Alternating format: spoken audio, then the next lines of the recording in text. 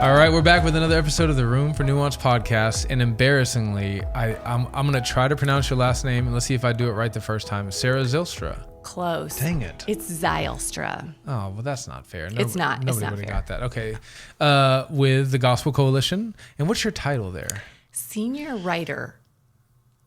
RIDER. What are you writing on? Yeah, I ride motorcycles for the Gospel Coalition. If you ever see a Gospel Coalition themed motorcycle coming through. Maybe like when they do like the Trail of Tears ride on the motorcycle. Okay. See? That's me. Joke, yeah, I go to the Sturgis, etc. There, look at you. You know stuff. Well, so that I can stop talking and you can just immediately help this interview and you start talking. Will you open us in prayer? You bet. Okay. I'd love to do that. Father, thank you so much for this time that you have given us. And thank you so much for friendship and conversation in the way that we sharpen each other when Christians talk to each other, and the ways that we can see your image in somebody else and also learn more about your truth. So we praise you so much for that and pray that you would give us clarity and wisdom and creativity and insight and laughter as we chat together today. Mm-hmm. In Jesus' name, amen. Amen. Okay, I'm really excited about this interview because I didn't read a book or do any kind, because oftentimes I'm interviewing people where they've written a book and we have to talk about that, and I read the book carefully, take notes. Here we're talking about kind of a subject, journalism. Can we call it Christian journalism? I mean, do you want to talk about all journalism or Christian journalism? Yeah, that's the good thing. I don't even know. Okay. I know that journalism matters. Yeah. I think it's important in 1,000 different ways, but I don't really understand it. I'm thankful for it. So I almost feel like, and this is like, who's interviewing who here? Maybe you tell me which direction this interview should go in. Yeah. I've been thinking about this a lot, okay. But I love thinking about it. I want to think about it all the time. I think, if you think about journalism being sharing news with each other, that goes back as far as the garden. And so does the results of journalism, like sharing maybe incomplete or manipulative news with someone might perhaps encourage someone to take a bite out of an apple, right? Yes. So you're right. Theology and journalism matters from the very beginning of just like, are you sharing what is true and good and beautiful, or are you sharing things not? So the serpent was the first one to share fake news. I mean, that's awesome. Wasn't he? Yeah, right. Yeah. Okay. So then if you think about journalism throughout the ages, like people always sharing news with each other, and that's happened for forever. What we think about journalism today, when you think about the New York Times or CBS or something, I think of that more almost as like Enlightenment journalism, right? Because it's really very much based on science and facts and objectivity. None of those things, those aren't bad things, but that's just like, before that, journalism would have just been people sharing things with each other.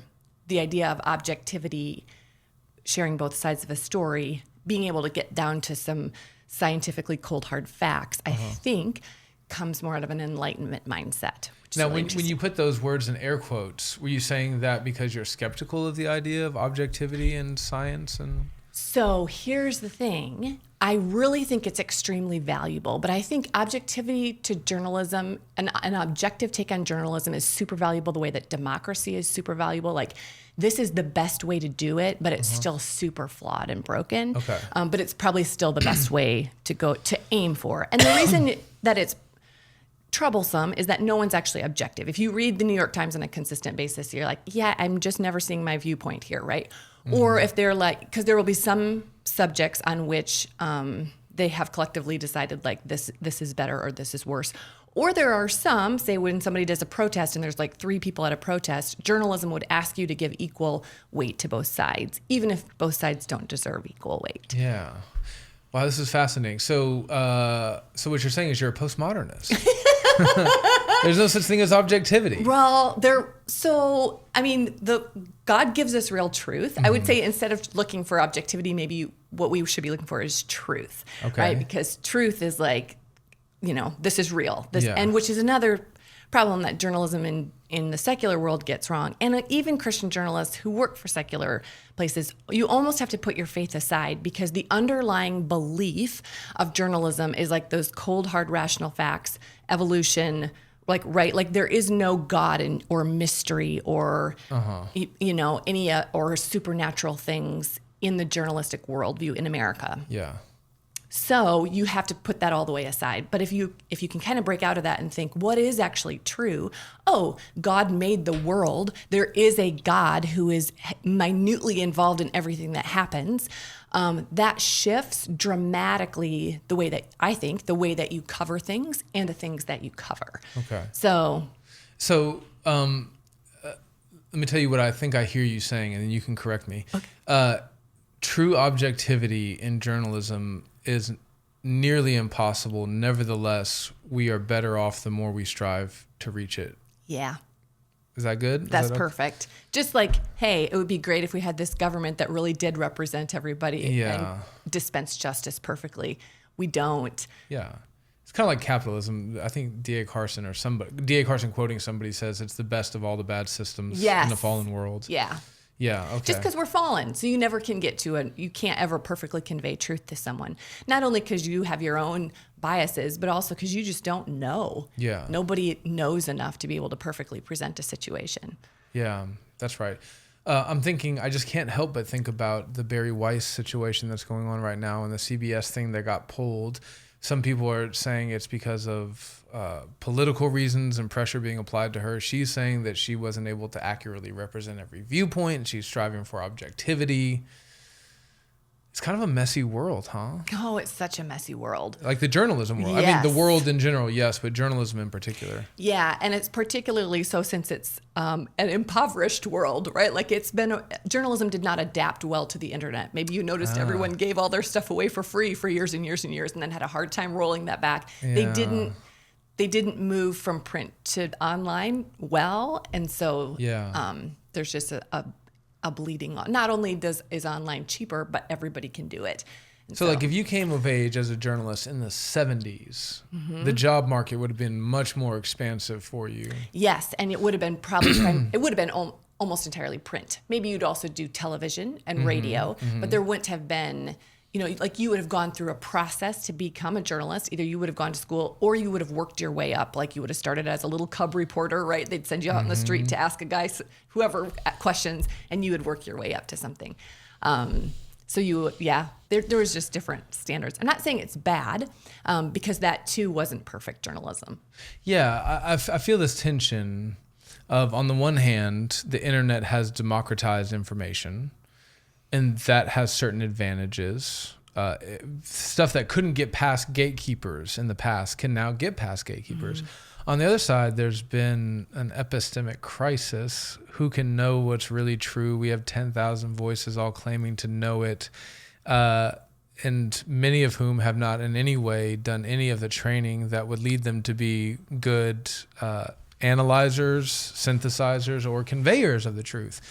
So I feel really torn. I mean, have you thought much about this? Yeah, and also I think another issue that we have which is related but also separate is, you can fall off the ditch in two ways with news. You can have too little news, be like the Japanese soldier who was lost in the Philippines for years and years and didn't know the war ended, so was hiding in a cave, right? Like, oh, that guy should have had some news. Or you can have too much news, which I would say arguably is almost every person in America at this point in time. Right. Too much. There's too much coming at you. Because if it's not the 24-hour Fox News or CNN news cycle, it's Twitter, it's Facebook. Yes. Okay. So when you have too much news, you start. So here's the promise of too much news: you can know everything, and you are omniscient. Well, when God knows everything and is omniscient, when God looks at our world and the news that's happening, or a Twitter feed, he feels totally relaxed and calm and like, yep, I know about that situation. I'm already working that for good. I'm working in a million ways in that situation. I'm working in a trillion ways in that situation. Like, God doesn't feel anxious when he looks at all the things that's happening around the world. But when you, as a limited person who is not meant to be God, looks at all of what is going on your news feed. So whether that is like news coming at you from the world, or news like, somebody that is engaged, or news like your influencer friend just bought a new sweater, like whatever is coming at you that is new information, that begins to make us feel anxious. And then also I think kind of numb, like you have to care less, and you have to maybe even isolate yourself more, almost as a protection mechanism, because you're not meant to know all of that. That's a very interesting point. Have you heard of this phrase, retard maxing? I'm not trying to be crude or inappropriate. Yeah. It's, as you might imagine, it's born of the internet. And basically it's just like, we're overwhelmed with information. Nobody can, this is one of the effects of the epistemic crisis that we're in. Nobody can really know anything. I'm spinning my wheels, going crazy, trying to understand the world that we're living in. It's a deluge of information. Including now AI slop information. Yep. So instead of trying to understand the world, this is what they say. They say, I'm going to retard max. I'm going to specifically try not to know anything so that I can have peace, which I think is an overcorrection. Yeah. I mean, first of all, the language, right? But yeah, it's just, I've had Christian brothers say things like this to me, and I just want to say, well, that's an overcorrection. So I think what you have to do, probably what would be the best way to do it, is to be able to take a break from things and then think through, what is it that is good for you to know, or would be God glorifying and neighbor serving for you to know, right? Like if I know more about Taylor Swift than I do about the girl who sits in front of me at church, I know a lot, but I know a lot about the wrong person. Not that it's wrong to know things about Taylor Swift. You could pray for her too, right? But if I know so much at the wrong level, right? If I knew a ton of stuff about the people in my church, fantastic, I'm caring for them well. But if I know a bunch of stuff about people that I can't do anything about or interact with very well, then isn't that wasted energy? I think so. So this gets into like the principle of subsidiarity, right? So think local, which starts first of all in your heart and your relationship with the Lord. And then think about your family, and then think about your church family. And then if you have room, I guess, in your life after that, think about local politics. There may be an uprising in Tajikistan right now, but can you afford to really understand the complexities of Middle Eastern politics? Right. Yeah. I don't think I can. I'm totally with you. I think you could. I don't know that there's anybody in the U.S. who couldn't do with less news. Yeah. But then you have to think through, like, how am I going to limit that, right? You can't just be like, I should have less news. You have to think through, like, how am I wisely going to, because it would be great. I mean, I just listened to your interview that you did on Boko Haram, right? And if you sit down with someone for an hour and have an intentional and thoughtful conversation about something, that feels deeper to me. And, boy, maybe you're forming opinions about something, or certainly being well educated about it in a way that you're not if I just scrolled my Instagram feed. Yeah, right. Yeah. Let's do a little case study, okay? At the time of this recording, is it Maduro in Venezuela? Who's just been captured, and I don't know if we're allowed to say deposed. There's a lot of informational complexity. What's the legal argument for this? What's the perspective from the citizens on the ground? 10,000 different things to consider there. As a Christian, how should I be thinking through this? Should I be invested? Should I not be invested? Like, I don't know. Walk me through that. Yeah, I think you have to think about, you can't just say Christian in general. Am I a Christian mom of toddlers? Am I a Christian who works in the Senate? Am I a Christian who's, living is my family Russia? from Venezuela? Yes, is my family from Venezuela? I mean, am I an economist?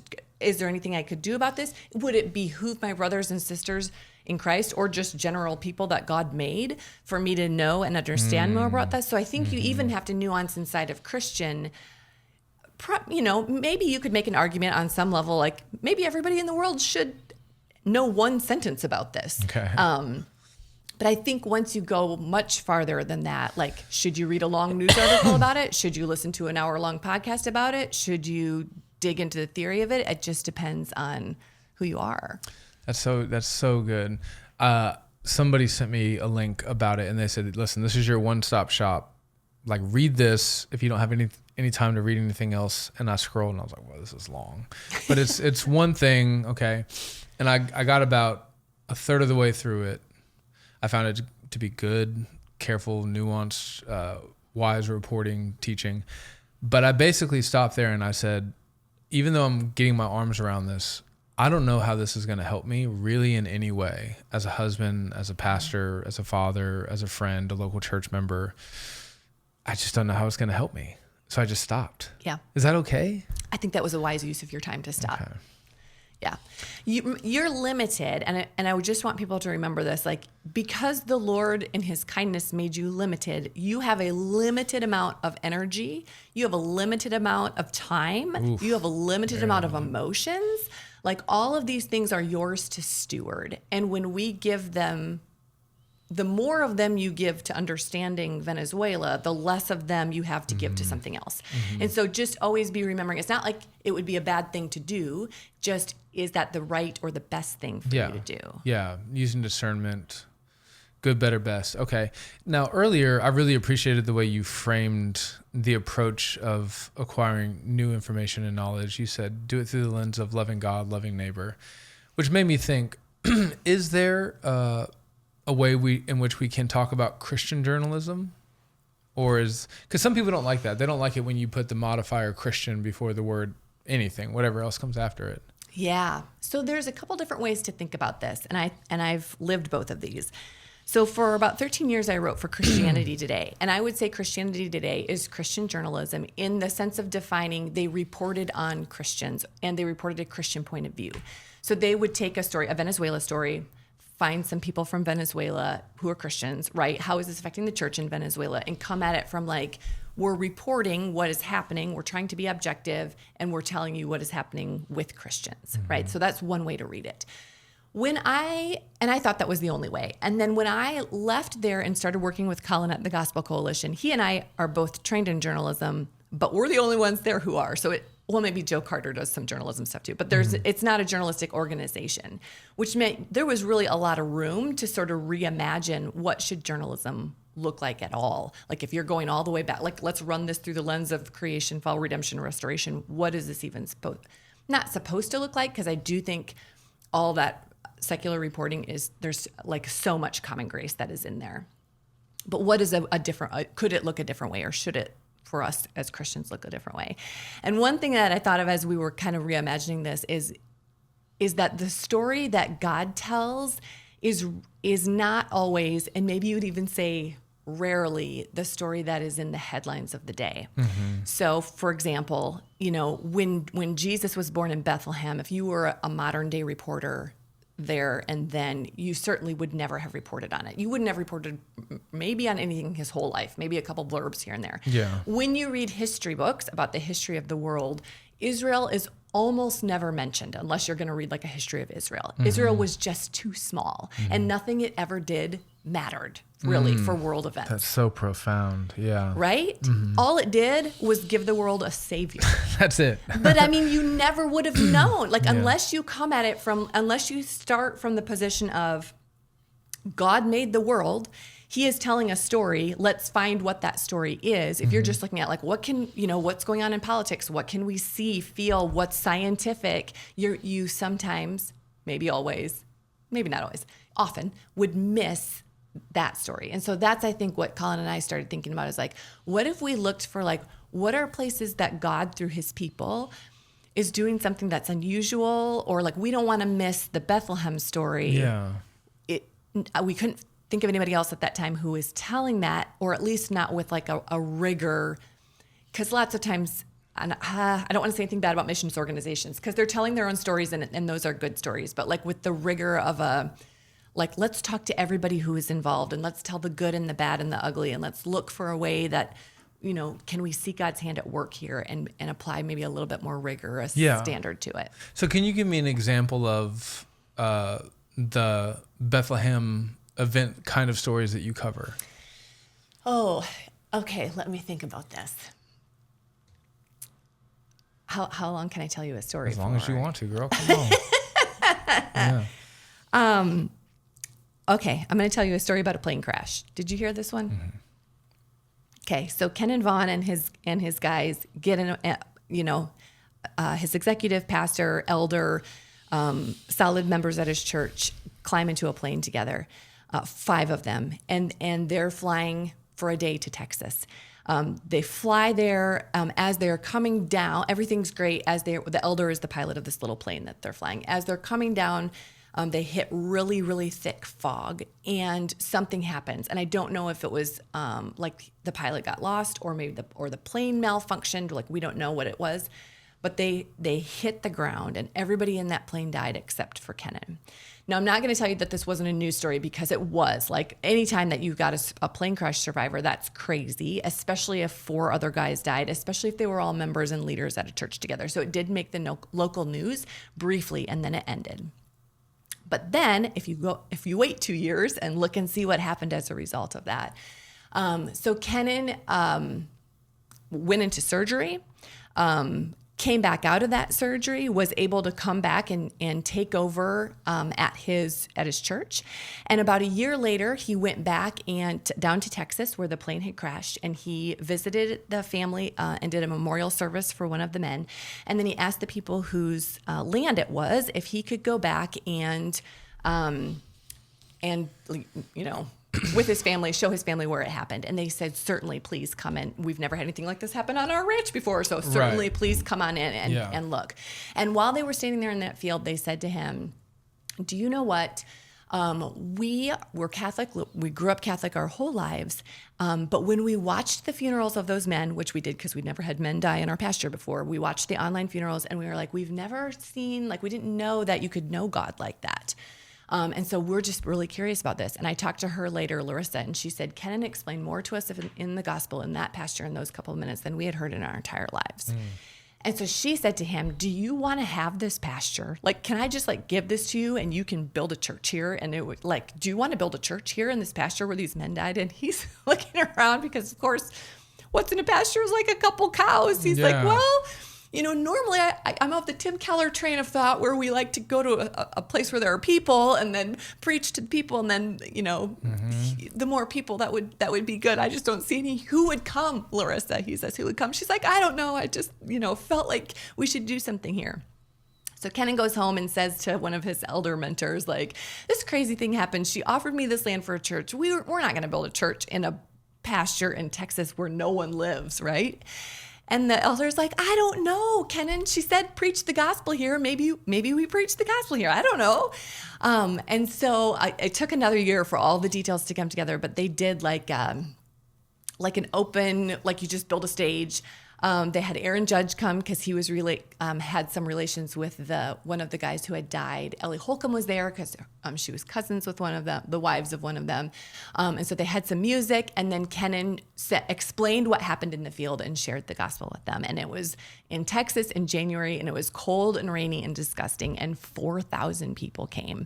And hundreds of them either gave their lives to the Lord or rededicated their lives to the Lord. And Ken has started not 2 churches, but 2 discipleship groups in towns that are close to there.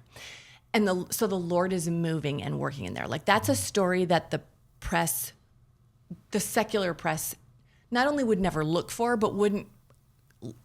Even if they found it, they right? Why would they want to cover that, right? And I get it. For most people, it'd be like, why are you writing about that? But for me, it is enormously encouraging and beautiful to see the way that God worked something. And even if He hadn't, He would be working in a different way. But sometimes He lets us see, oh my goodness, I can't believe He's working something beautiful out of something so broken.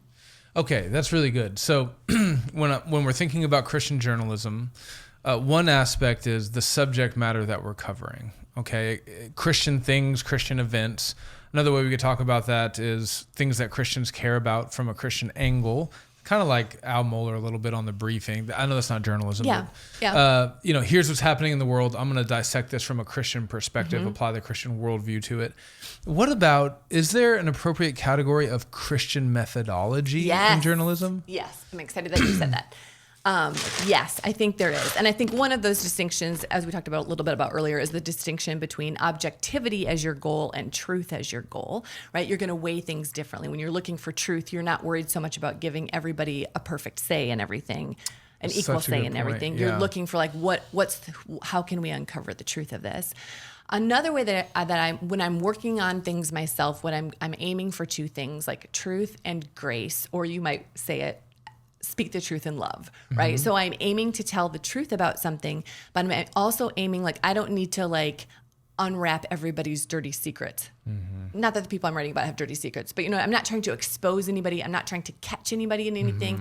I'm not normally, but this is a privilege of what I'm doing, is I'm usually writing stories about Christians Usually they and I have the goal of glorifying God in it. And one way that you glorify God, though, is to show your weaknesses and show the places where things went wrong and you thought everything was going to be a disaster, right? And the Lord came through. And so if you come at something from that point of view, I think it just opens up people to be a little bit more. I've been able to hear stories from people that certainly they wouldn't tell to a secular journalist who would be, maybe they would be afraid. There's like this fear, right, that they're going to expose you or they're going to, lay you out there naked so everyone can cancel you, right, or something like that. But if you're working with them to our point here is to glorify God, often they'll just tell you things and you can share things with your readers that are vulnerable, but also beautiful, because this is a place where they were weak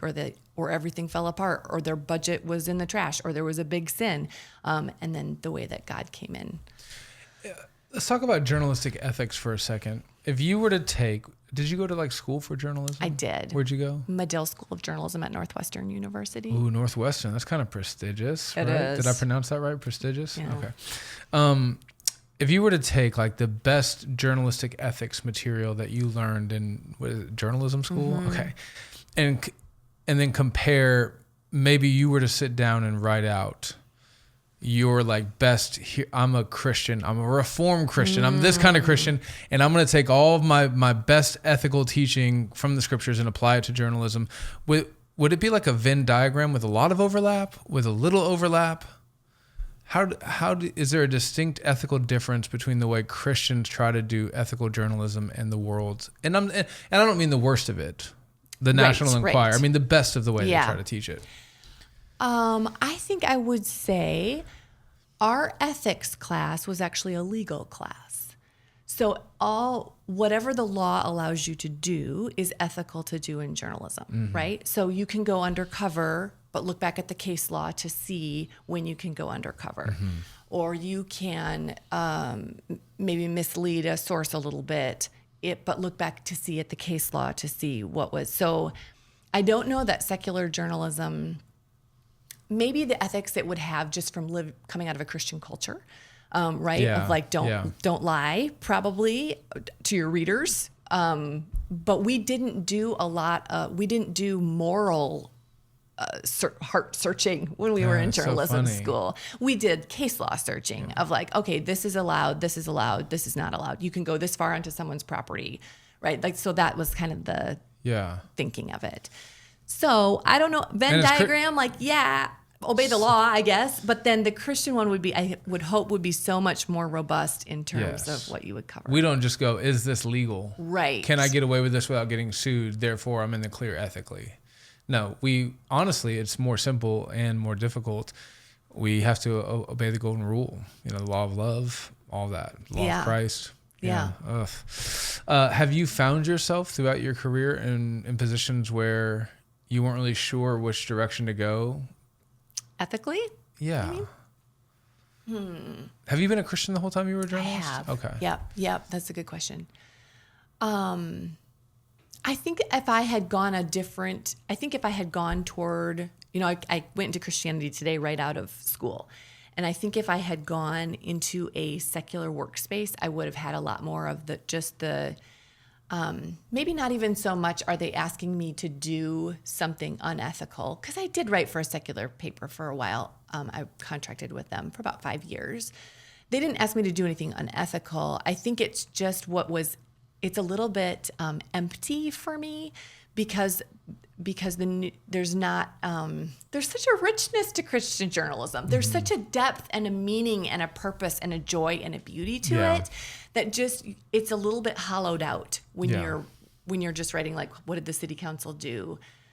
Now, I think the way most people would think through, you're a journalist, you have to be careful ethically. You want to make sure as a Christian you're acting in accordance with the gospel and your conscience. And that's really hard to do in a secular journalistic environment. But I would also imagine that there can be situations when that might be difficult in a Christian journalistic environment. Have you ever encountered that? Maybe I would imagine more something like a CT coverage, you think?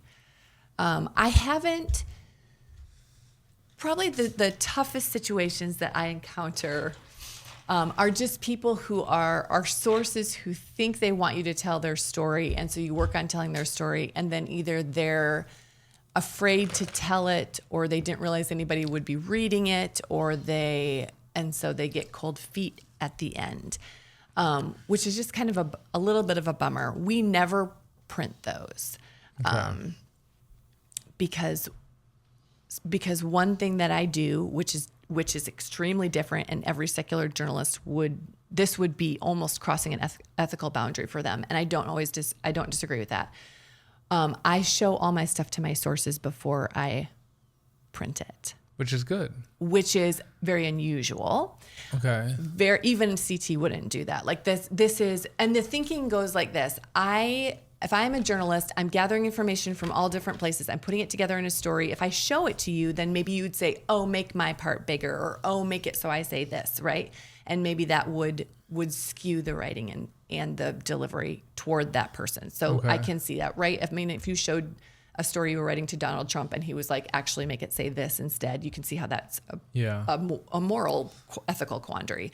But when I started writing, sort of accidentally at first, I was showing my stories to my sources.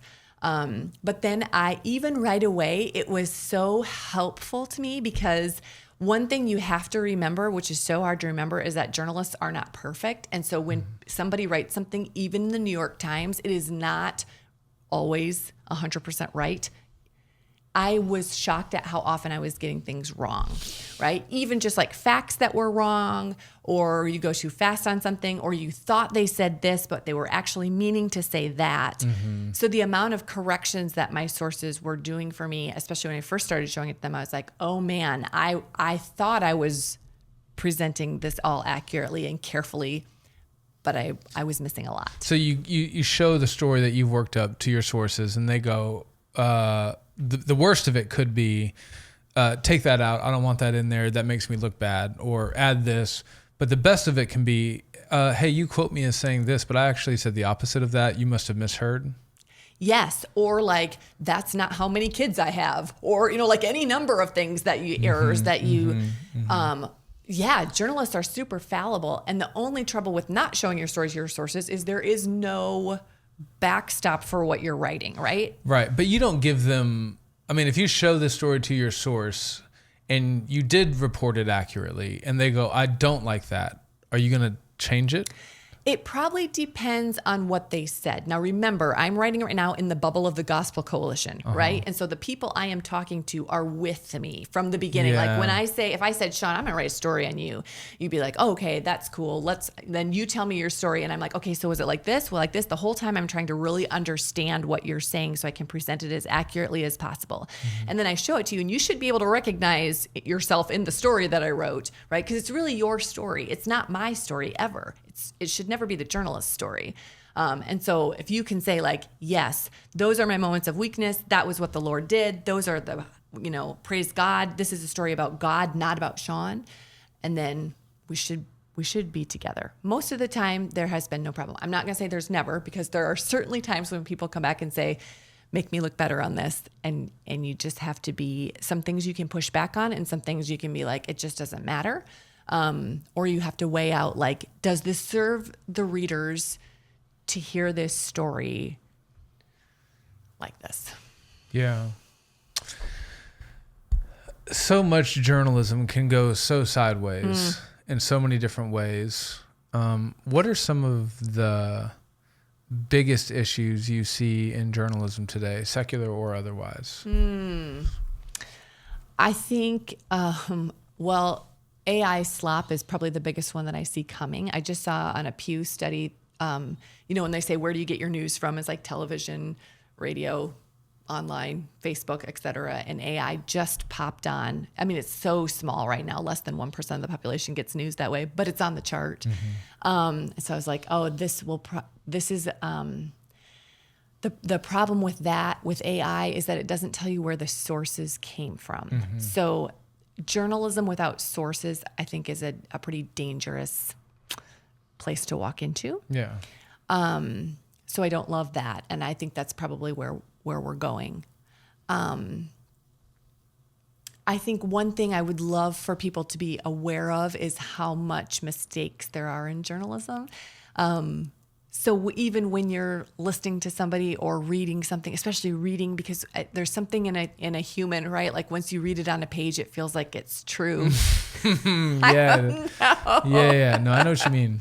And so, hey, I'm just here to tell you from the perspective of a journalist, it's not always true. And it's certainly never the full story. So just being able to hold journalism loosely is, I guess, my, advice. You didn't ask for advice, but that's my... It's good though. Yeah. Yeah. Remember, that's a fallen human who's trying to talk to other fallen humans and produce a fallen piece of work. What is your favorite kind of journalism to consume? Oh, great question.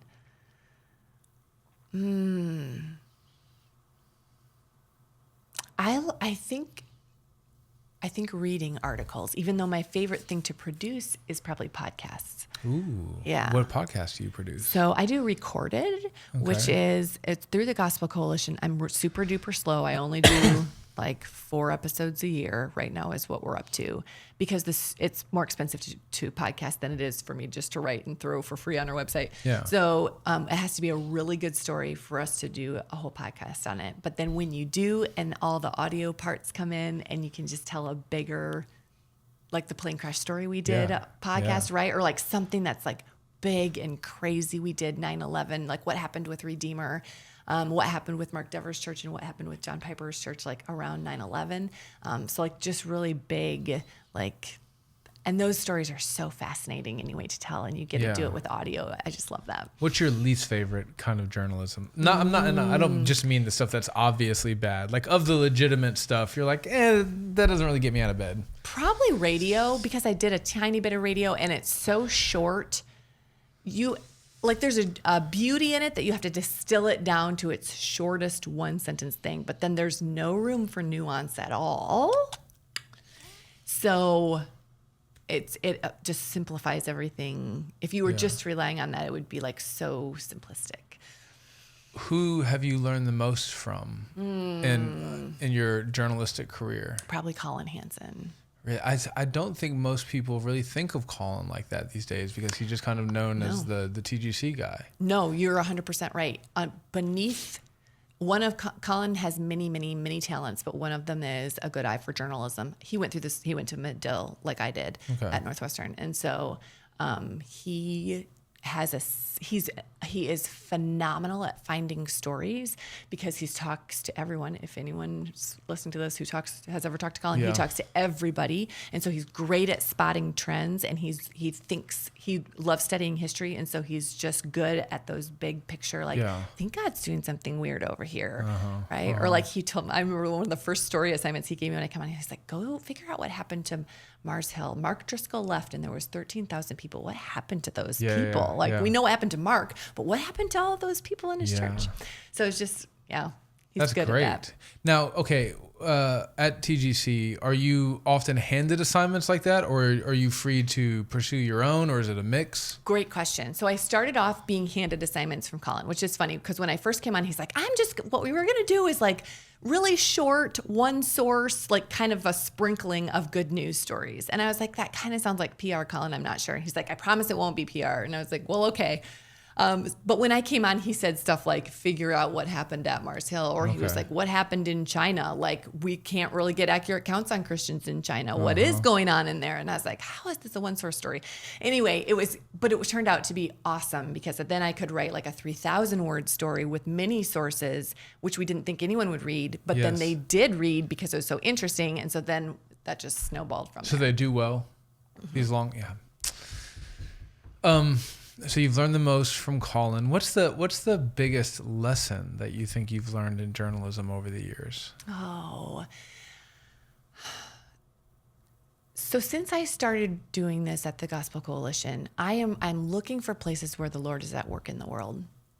And sometimes it comes out of really dark places. And then when I first started doing this, I would call somebody or email somebody like who had lost 2 children in an event, or like whatever it would be, like a really horrific situation, and be like, hi, I'm not sure if you want to talk about this. I'm not sure if you see God at all. I'm not sure if you feel totally abandoned by God or like but if you maybe see God at work, could I know about it? And they 100% of the time said, of course I see God at work. So then I started being like, I think when I was writing people, like, I think God is maybe at work. Like if he said, could I know about that? And now when I write someone, I say, can you just tell me how you see God working? Right, because okay. I know that you do. Yeah. So I think my own faith throughout looking at a lot of dark places over a period of time, if someone is in a dark place right now, then you know what, my clue for that is like, come back in 2 years or come back in 5 years. So that's one thing. And I know it will be different because that just means we're not at a point in the story yet where we've seen some sparks come back through. Have you had stories die that you wish that I wish wouldn't? Yeah, I've had sources pull stories for security reasons that I wish we could still have. Oh, man. I mean, it's like your baby, right? Like I've been working on this thing. You got to give that to the Lord though and just be like, it's not my story.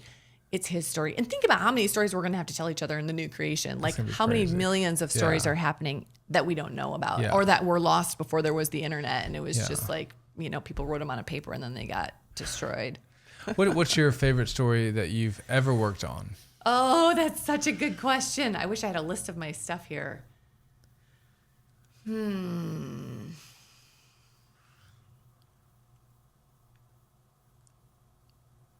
Maybe the plane crash story I cried the most. Okay. One of my most favorite ones I'm sort of telling right now though, and I started telling a little bit in the fall, and that is that the Lord is doing something with Gen Z. Okay.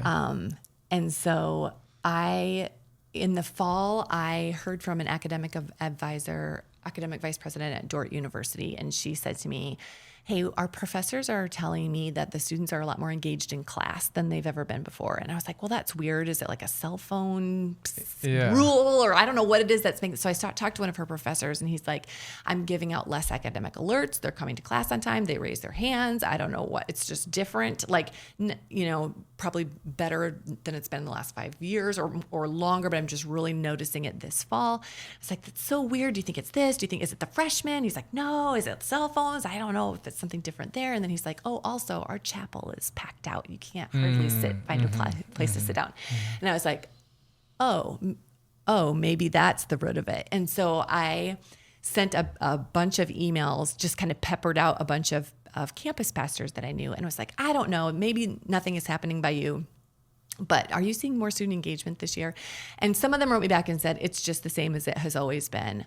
But most wrote me back and said, we have never seen student engagement like this ever. We are having more decisions for Christ. We are having more gospel conversations. We are having like more spiritual fruit than we've ever seen. I don't know what it is. Even from the spring to this fall was a marked change, which is one reason that I was excited to come to CrossCon. Yeah. Wow. But that story's not done yet. No, that'll come out probably in the next couple months. So I don't want to steal your thunder. Okay. That's all right. It's okay.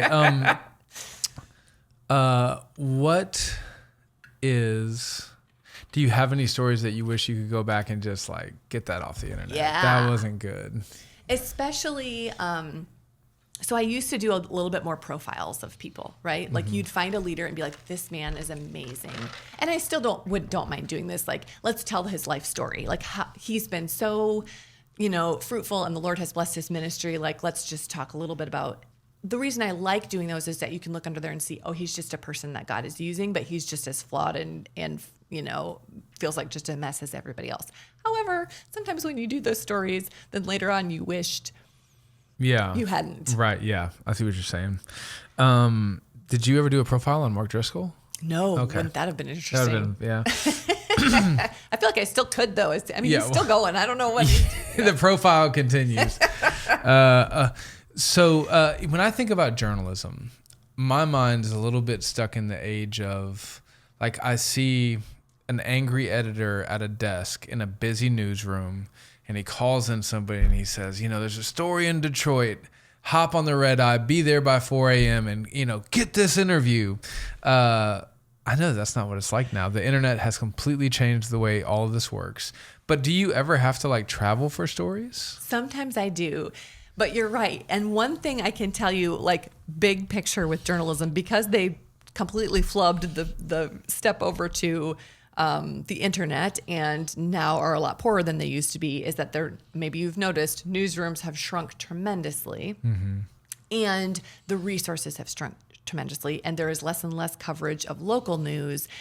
The problem with this is that the cheapest and easiest news is when a politician sends you a press release, because some of the news values are prominence, how famous a person is, conflict if they're fighting with somebody else, and then of course if you've got those two things, which you do for every politician, and then you can grab some quotes off of Twitter, right? And then that is the cheapest, easiest story that you can write. Yeah. So the news that we're covering in America is broad, because there's a lot of people out there writing stuff, but it's also, at least out of the established,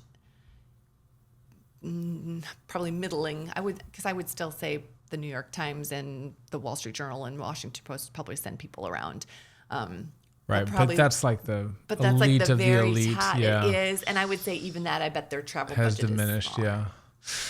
Yeah. It used to be America didn't just have steel magnates and oil barons. They also had newspaper barons. That's right. I mean, you think about it. Every city had its own newspaper. Every county, every state, or multiple newspapers. Multiple, yeah. And they're just like old Hollywood, right? The money used to flow a lot more freely. Okay, that's fascinating. There's I forget the name of the guy and I forget the name of the book. So help translate. Okay. If I need to, I can Google this. The book, it basically talks about how most of our journalism and reporting and news these days is not about events. They're events that are about events. Ooh. Does that make sense? You know what I'm talking about? Talk about that more. This is worth pausing for me to try to figure out. Now, don't shame me for this, but I'm going to try to chat GPT this. No, that's fine. There's a book about how journalism has shifted to not covering actual events of substance, but covering the events that cover events. Period. What is that called? Let's just see if this works. The Image, A Guide to Pseudo-Events in America. Yes! Let's go! What's his name? Daniel J. Borston. Can you read the description? Borston argues that much of news isn't about actual happenings in the world at all. It's about pseudo-events, events created specifically to be reported on, press releases, stage photo ops, political spectacles, etc. Yeah. Cheaper, lot cheaper to go to a press release than fly to a war zone. Yeah, that's right. So this book, The Image, A Guide to Pseudo-Events in America by Daniel J. Borsting, one of the things he also talks about is like, instead of covering an event of substance, a lot of journalism now is, what did this person say about this event of substance? So now we're not even talking about the event. We're talking about this person's commentary on the event. And then there's like 5 layers of that. Yeah, because not even what did he say, what did he tweet? Yeah. Right? Yeah. So like, what's his tiny, so not even like, I had a conversation with him and asked him some questions and went back and forth and wrote down what he said. Yeah. This is what he put on his social media. Yeah. There's a cutaway that I've seen on a Family Guy clip on YouTube where Meg goes to journalism school. She decides she wants to be a journalist. She dons the cap with the white thing right there. She's got the pencil behind her ear. She shows up for class. The professor walks in and he goes, "Today I'm going to be teaching you how to do listicles," Yes. And he's like, that's what journalism is now. I know that's not entirely true, but do you feel a little bit of that? Are you a little curmudgeonly? Do you feel like this thing that you fell in love with isn't what the internet's changed it so much, it's not what you once fell in love with? That's such a good question.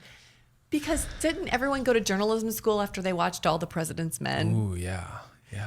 Yeah, same. Like I watched All the President's Men and you feel like, yeah, I want to find the truth, yes. right? I want to share with people what's real, and I want, What's that movie about the Catholic priests in Boston? Yeah.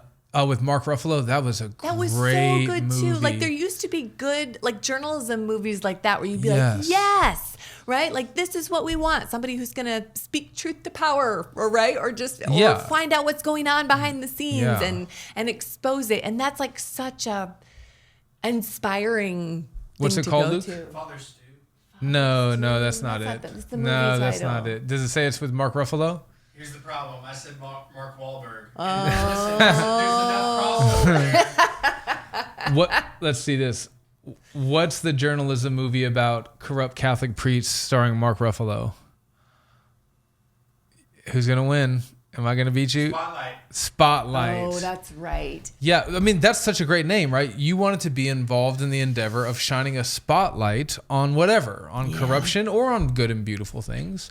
Although it seems like corruption does sell better. Well, it just does. And there's actually physiological reasons for that when they did a study a while ago and they hooked people up to machines, right? And when you look at a good news headline, your body reacts in no way at all. It's like you just looked at a blank wall. But if you look at a bad news headline, your heart rate changes a little bit. You're like, your breathing, your perspiration rate changes. Like like if someone tells you bad news and you're like, what? Right? And you're like, there's a little adrenaline surge that happens inside you. You're like, tell me the story. Yeah. And if someone says something great, like I got a new puppy, you're like, oh, that's so cool. But there's nothing.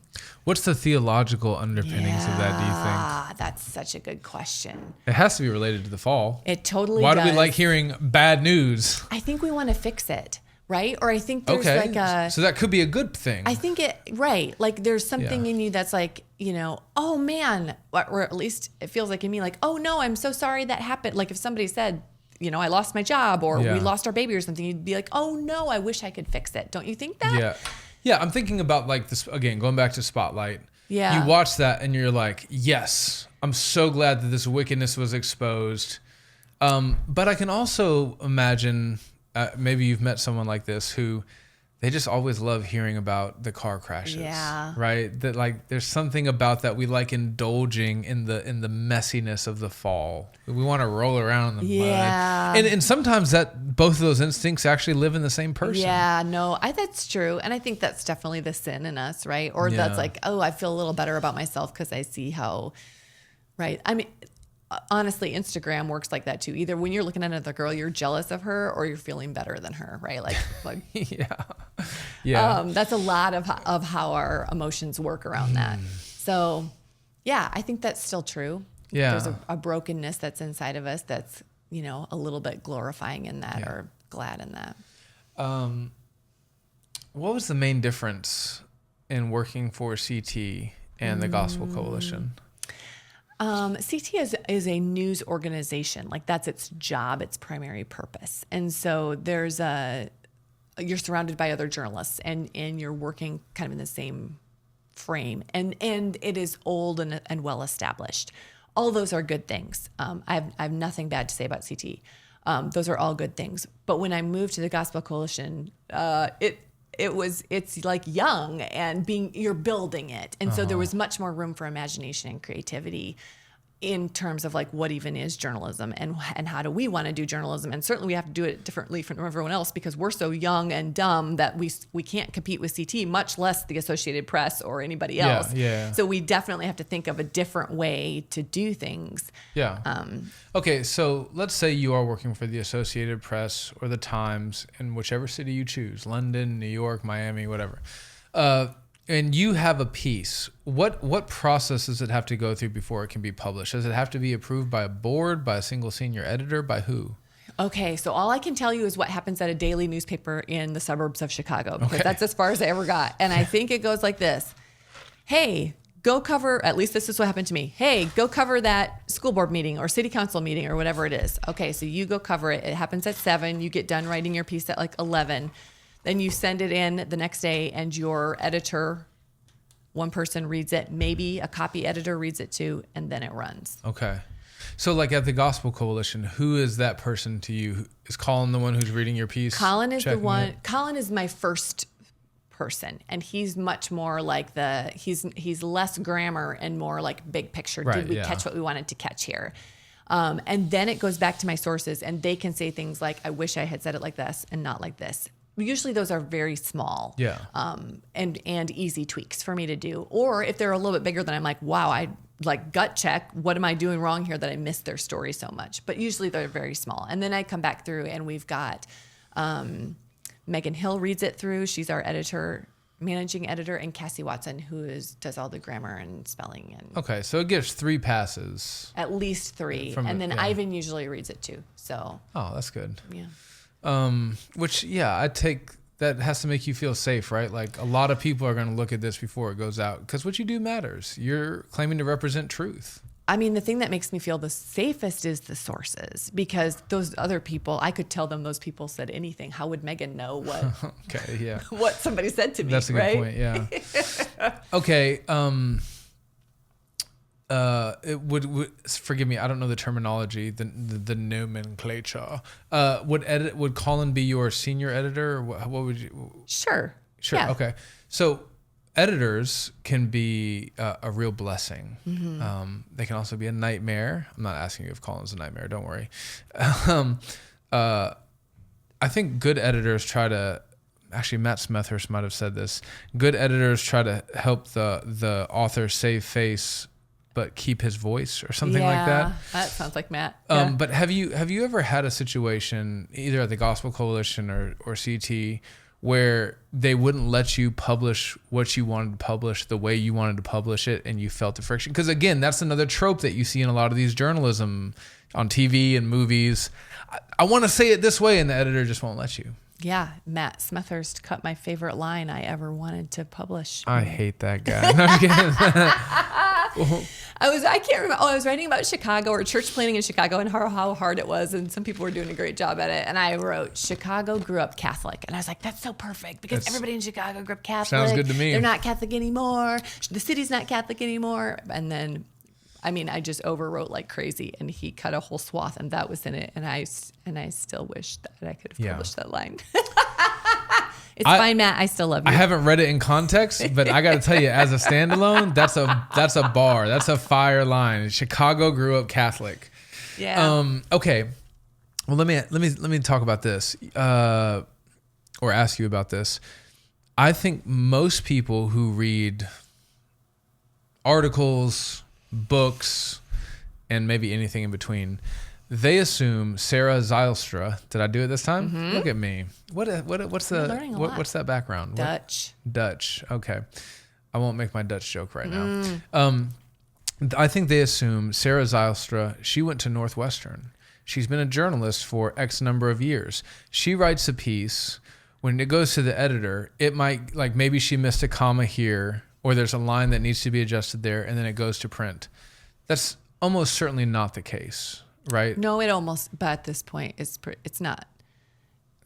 I mean, I've been doing this for a really long time. Okay. So I think some people are surprised at how much editors can speak into a piece, or, say, hey, move this around, or this line doesn't work. Yes. It's probably, with someone like yourself, less than someone like me when I submit an article to TGC. Or less like me when I first started writing, right? There you go. Like, for sure. If you wrote every day, Sean, I mean, if you wrote 1,000 articles, you would be so much better at writing articles. An article a day for 1,000 days. Look how better you are at writing sermons, right? Yeah, that's right. So I think that's just true for anyone. So I would tell anybody, like, writing is a skill you can improve at. I think there is gifts in writing that some people are just going to... be better at it. Yeah. But I do think for everybody, it's beautiful, because there's always room. Like, you can push that a little bit more and get a little bit better at it. A little clearer, sharper, funnier. Yes, funny. Funny is good. Yeah. Dang it, I'm going to go down a different path since you brought that up. I wish that there was more room for humor in Christian writing. Yeah. It's hard to write humor well. Mm-hmm. Yeah, without immediately going to snark and sarcasm, the serrated edge thing. Although I think there is a place for that. It just has to be used carefully. An example, I wrote a book on the prosperity gospel for 9 marks. Was it funny? I wanted it to be. I wanted the introduction to use a Power Rangers illustration. Yeah. And they were like, hey, listen, that's not going to work. Yeah. But, okay, I have a book coming out with Christian focus. Back to me. Let's talk about you. Back to me. So we've been talking about me. Yep. Sarah's just droning on journalism, this and that. But I wrote a book on church revitalization that should be coming out in like November, Lord willing. And I intentionally caricaturize everything to make it funny, to get past people's guard, their defense. So that they can get the lesson in a way that they might not otherwise get it if I just wrote it as straightforward prose. Yeah. And I think there's a lot of room for that. Like Mike McKinley wrote a book on revitalization called Church Planting is for Wimps. It's hilarious and it's powerful. Yeah. And I would like to see more of that. So anyways, you brought up funny. What made you bring that up? I don't know. I like funny things. Okay. But I would say this. I think it's a beautiful thing that there are different avenues, because you can be funnier in a podcast because people can hear your voice. Sometimes when you write it down, it comes across, which is why it's hard to do funny. It can come across more biting than you want it to, right? If people can hear that laughing or the lightness in your voice, then that's better. Another thing you can do, I mean, you can just do so much more. You can do all kinds of emotions in podcasts, but you can also do harder subjects, right? You can do there are things that we will do at TGC where that has to be a podcast. Okay. Because it has to be more nuanced and you have to be able to hear their voices talking about it. Yeah, that's right. That makes sense. I do feel like we're missing in American literature right now, like a Mark Twain. Yeah. Do you know who Harrison Scott Key is? Yes. Not Francis Scott Key. Yes, I do. But do you feel like Dave Barry sort of did that for a little while? I don't know who that is, so put me on. Okay. He's so old now and retired, but he did gross. hilarious columns for See, there's the humor. for the Miami Herald. Okay. And he would do the end of year. Do you know him, Luke? He He would only do reads end Lord of of the year. Rings. So. Oh, yeah. Yeah. I mean, He likes boring stuff, so. Which I feel like Tolkien wasn't as funny as Lewis. I agree. He wasn't as good as Lewis, we would just say in general. Okay, I'll check out Dave Barry. Yeah. You would laugh. Yeah. Okay, back to you. Okay. I guess back to journalism. If there's someone watching this interview right now and they're thinking, we need more good Christian journalists working from a Christian worldview, what would be your number one, here's my one piece of advice. If you don't hear anything else for the next 30 seconds, hear me say this.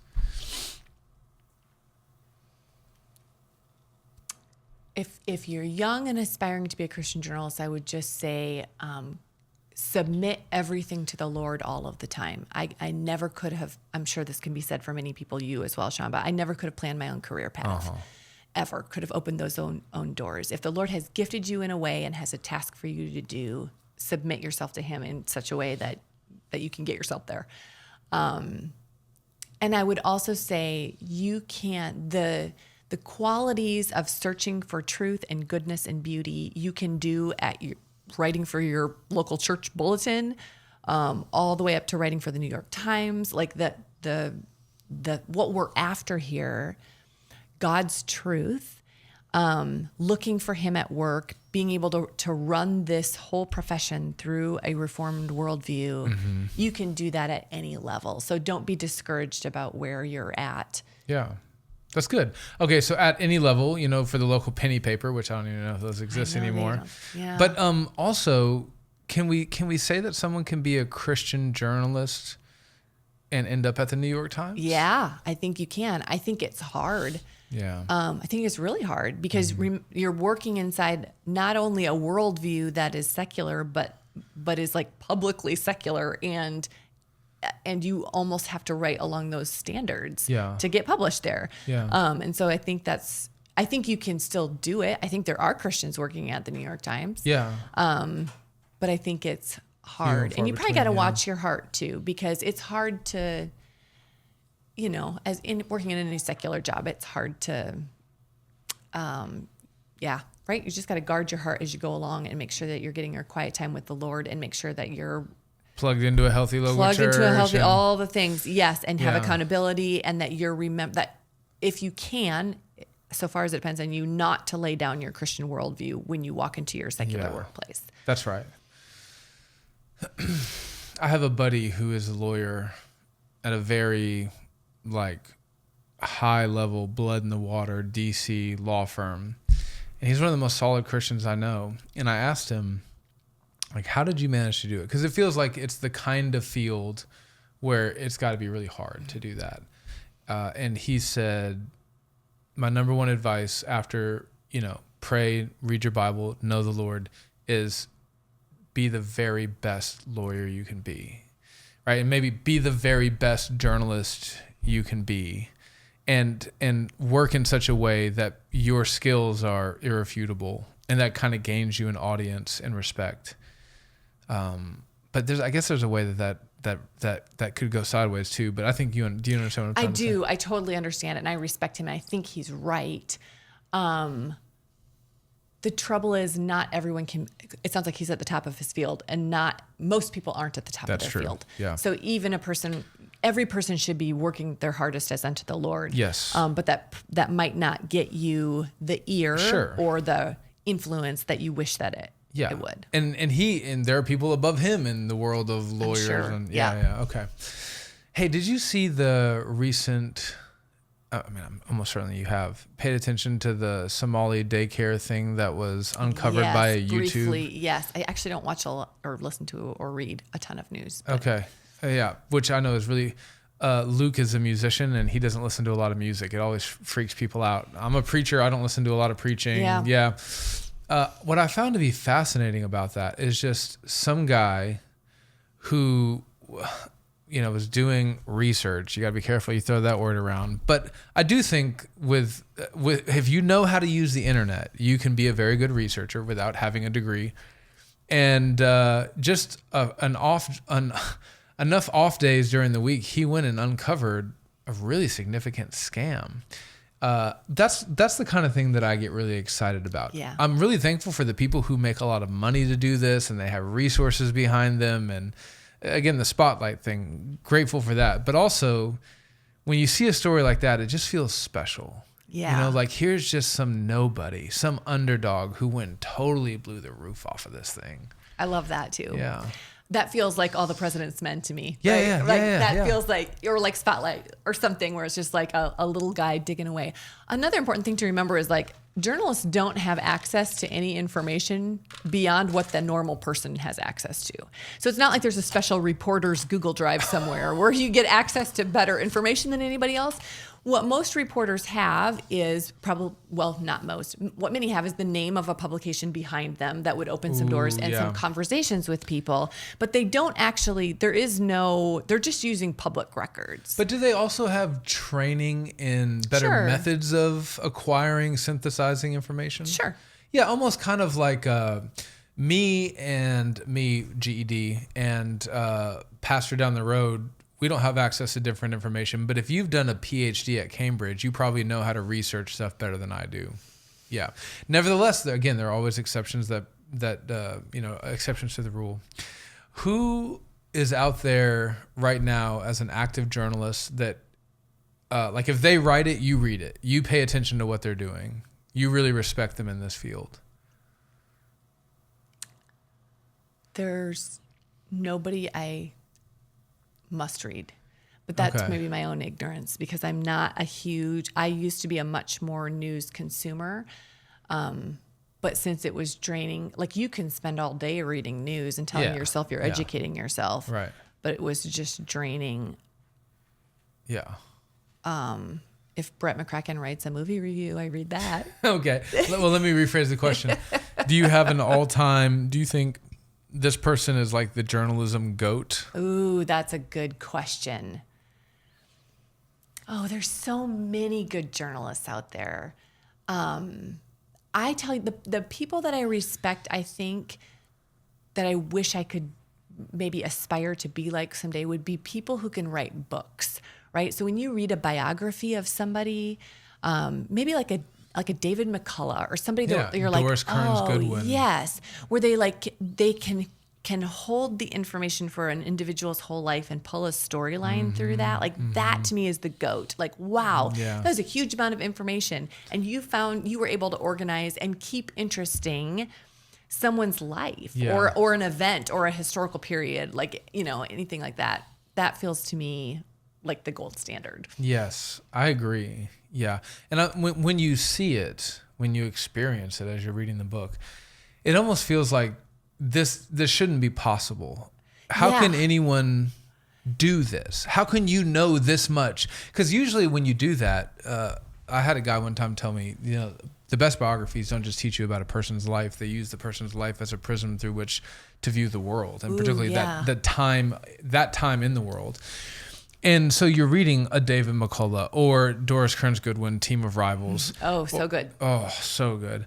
And you realize every sentence in this book is like 2 or 3 books worth of knowledge. And it's the whole book like that. And how did they remember all of that? Yes. It's just, or keep the notes on all of it. Yes. I'm just like, how did you even organize your information? I lose documents on my computer as soon as I create them. So I don't, I saw one guy, a biographer that I followed for a little while. He had a massive clear box with 100,000 index cards that he had his own kind of like autistic Rain Man organization thing with. And I'm just like, well, I could never do anything. I know. Which is okay.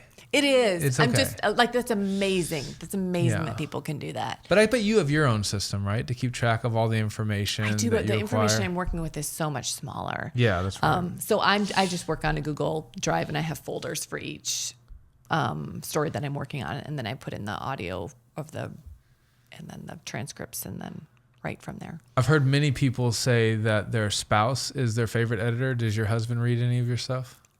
Like as you're working on it? He doesn't read it till it publishes. Okay, but he does read it when it publishes. I think he does, because sometimes he says something to me about it, and then, oh, it's nice. Do you like that? Yeah, I love that. Yeah. Yeah. My wife doesn't pay attention to anything our writers say do, and it doesn't bother me, but people be like, what? You didn't?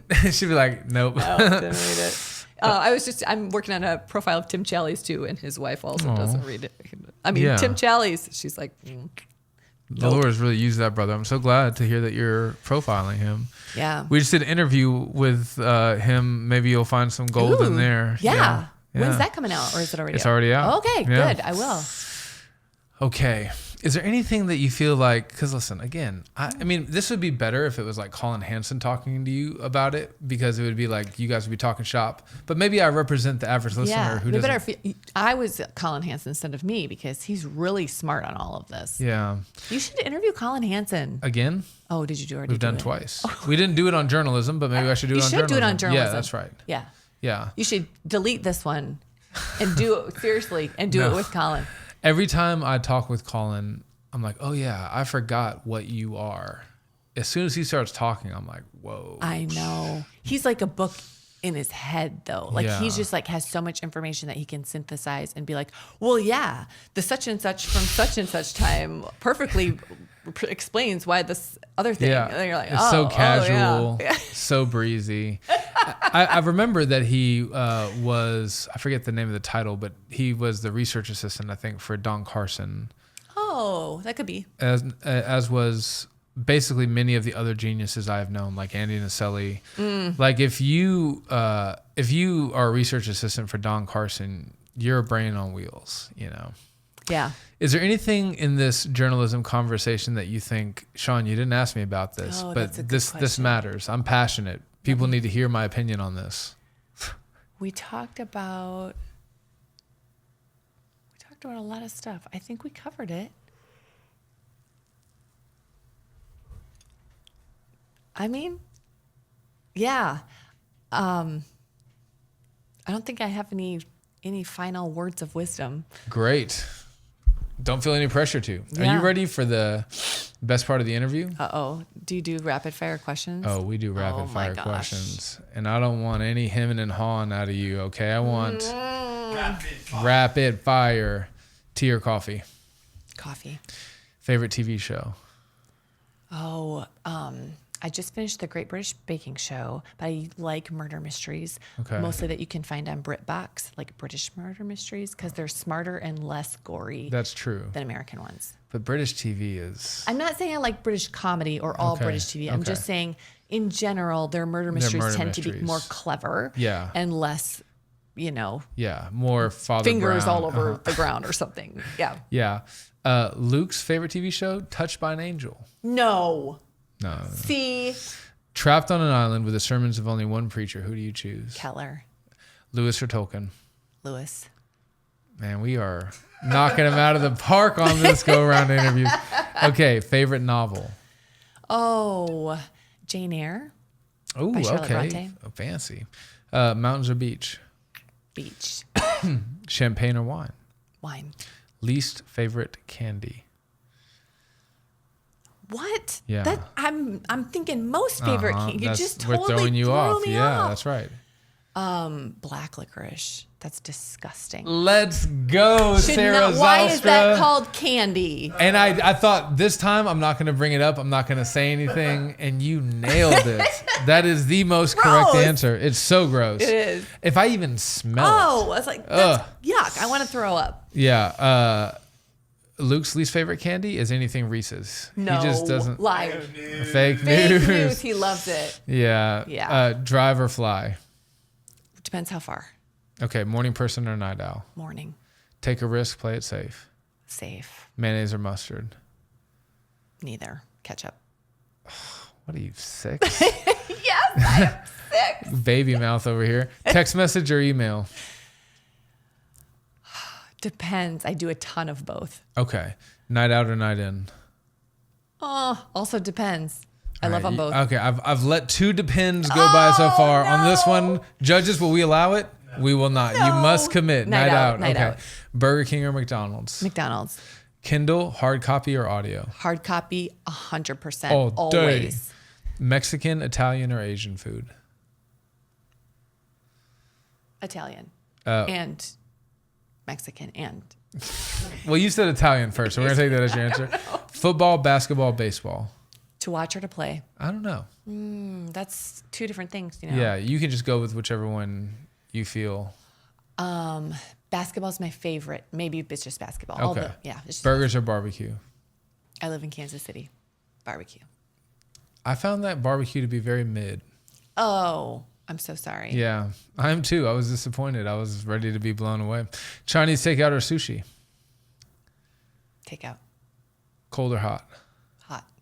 Ranch or honey mustard? Honey mustard. Rock or rap? Rock.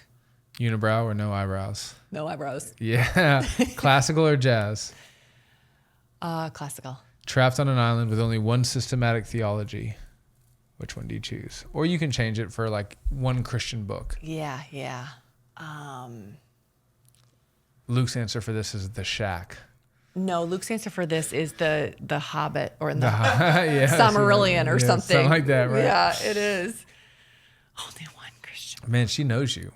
She's got you figured out. Yeah, I know. She doesn't need to do any more research. I know you. I know what you're like.